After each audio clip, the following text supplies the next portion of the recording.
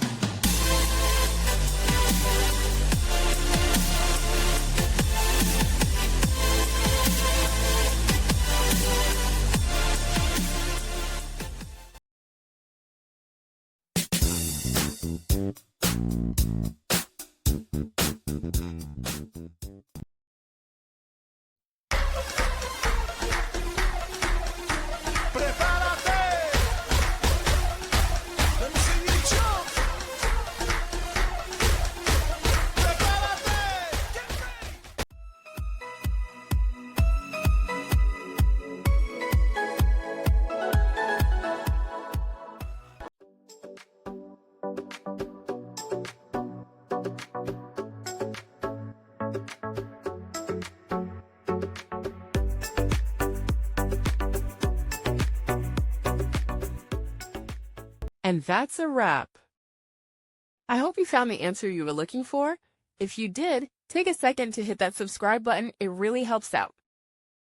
And let me know in the comments which solution worked best for you. See you next time in the debug zone.